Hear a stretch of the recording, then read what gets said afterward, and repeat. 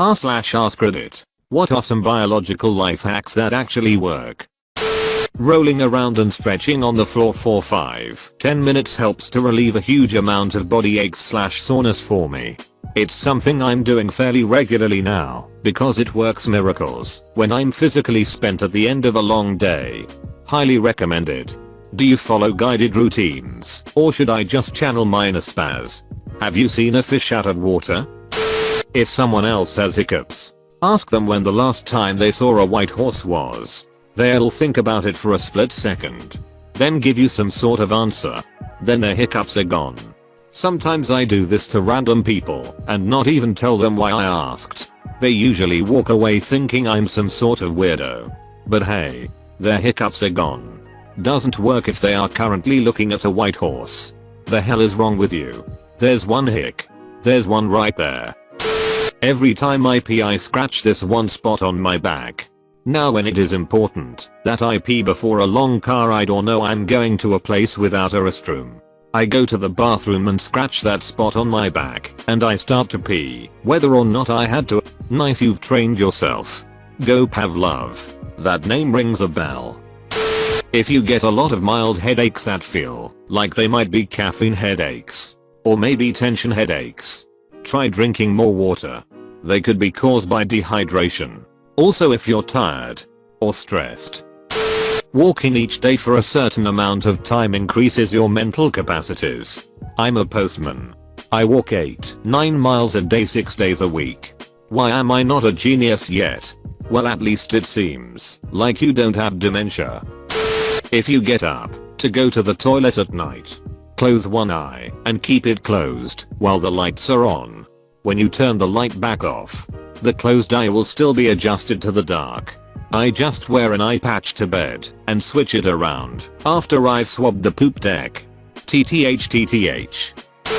My father had a knee replacement a few years ago and tried to tough out the post-op period at home without any opiates. This led to one incident of pretty severe pain. He doesn't normally beg us to kill him, which made him finally pop some Percocets. But before the drugs kicked in he was still thrashing around in agony. To take his mind off it, I started asking him about his college apartment in all kinds of elaborate detail. Like what kind of carpet was on the floor, what color shower curtain did they have, what sort of dishes, and on what shelves were they kept, etc. etc. It forced him to focus his attention on his memories of this place and not on the pain he was currently experiencing. It was successful. At least long enough for the drugs to start doing real work on the problem. My friend uses this tactic to help people if they are having a panic attack or have gone similarly funny from ingesting too many recreational substances. Asks them to describe something in detail. Keep them focused on something else and distract them from being worked up. It's a great idea. A couple years ago, when my dad went into cardiac arrest in our living room at home, once the paramedics arrived and tried to work on him, one of them pulled aside my sisters, who were understandably flipping the duck out, and started asking them about what classes they were taking in school, what their majors were, etc. I mean, my sisters were obviously still flipping out, but it distracted them enough to keep them from having a total meltdown, as well as physically kept them away from where they were working on my dad. No, he didn't make it. They were pissed at the time, but understood later why the person did it. If you have a bit of acid reflux, sleep on your left side. However, if you experience it frequently, talk to your doctor, or sleep on 2 pillows. Helps keep the acid down where it's supposed to be if your neck is elevated. It'll also help immensely if the reflux makes your voice croaky in the mornings. But echoing the statement above, if it bothers you, see a doctor. It really helped me. Source: have acid reflux. Edit: people are saying that 2 pillows can hurt your back in the long run, and you're better off getting a wedge to put under your pillow or somehow tilting the bed. I stand by my statement to always talk to a doctor if you have questions or concerns. Furthermore, avoid eating/drinking things that provoke acid reflux.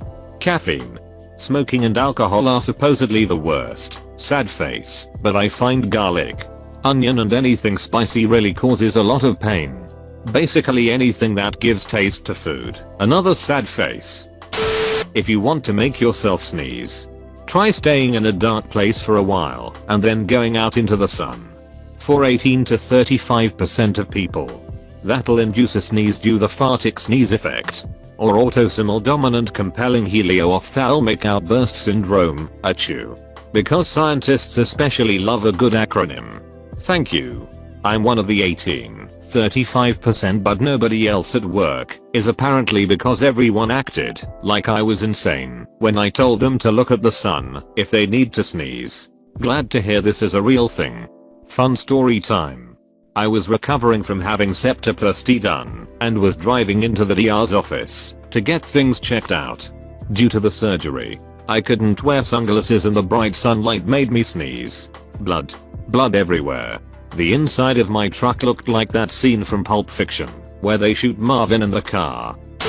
The pinhole effect. If you're short or long-sighted, then take off your glasses and make a tiny hole with your hand. Look through it and read something you normally couldn't. For photographers, doing this serves to reduce the aperture, thereby increasing your depth of field and putting more things in focus. For gun enthusiasts, this is how peep sights, aperture sights, work, and is why bladed sights are an ancient relic. If you're worried you're gonna throw up, your mouth usually fills with saliva a minute or two beforehand because the contents of your own stomach are harmful to your throat. It's a pretty good indication that you're gonna hurl. I find if I spit that saliva out, I can avoid throwing up. If I swallow it, I'll throw up. Since I hate throwing up, I spit and spit and spit until my brain is like, okay then. Well, duck you then. I thought throwing up would help, but no, Mr. Rabies over here decided he was gonna spit out all that protective coating I made for him. What a jackass. Have it your way. Drink water before bed if you want to wake up early. That Christmas episode of The Simpsons changed my life. This just makes me wake up 3-4 hours after I fall asleep. I have to go pee before I even fall asleep, making me wonder if I reset my falling asleep clock. Sometimes in the morning before my shower I'll sit on the toilet to pee rather than stand. When I'm done peeing I'll continue to just sit there and read the news or whatever on my phone. 7 times out of 10 I'll end up pooping if I sit there long enough. This prevents that horrible situation where you shower then as soon as you get out you have to poop. I'm not a morning person, so perhaps if I got up a little earlier and had a cup of coffee things would progress naturally. But this works for me. LPT, sit to pee, clean a toilet, more comfy, plus you maybe get the chance to poop. This is only uncomfortable with morning wood. Yo. Seriously. Start getting exercise. That it works. Go hard. Go beyond what you expect you can do. You'll feel great. I feel like I must be exercising wrong. I've never experienced anything like an exercise high. I just feel tired, bored and sweaty no matter what I do.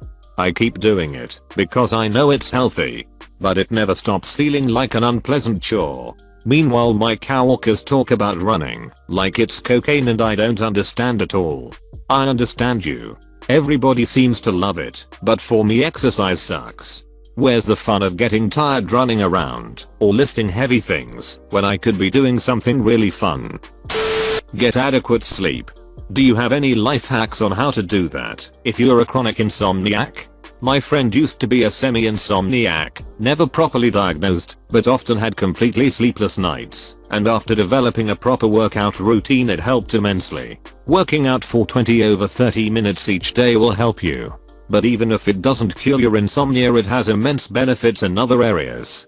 Everyone owes it to themselves to work out regularly. Or bud. If you get brain freeze, either breathe with your mouth open for a few seconds and power through, or try to use your tongue to warm the roof of your mouth. A friend suggested inducing a brain freeze when you have a migraine to cure it. I went blind and had tears streaming from my left eye while I was in incredible pain. I don't take his advice anymore. Edit. For everyone worried about my vision. I only lost it for the period of the brain freeze.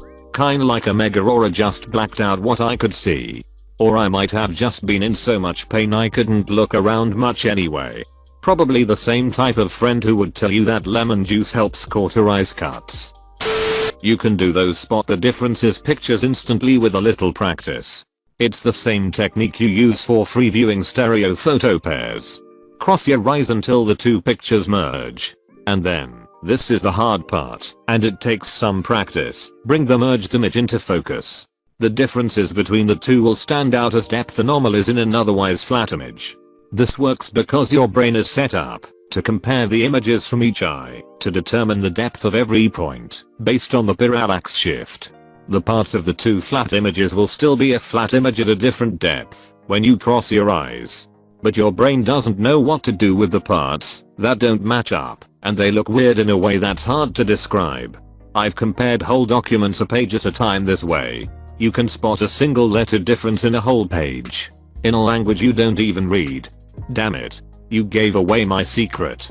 Been doing this to impress people once in a blue moon when a spot the difference thing is brought up for some reason. From one of those "what the duck did I just read" moments. Females, when constipated, could apparently move their fecal matter by inserting their fingers into their vags and guiding it out of their anus. The male method is to push your taint area close enough to your anus to feel the poop that is trapped in your colon.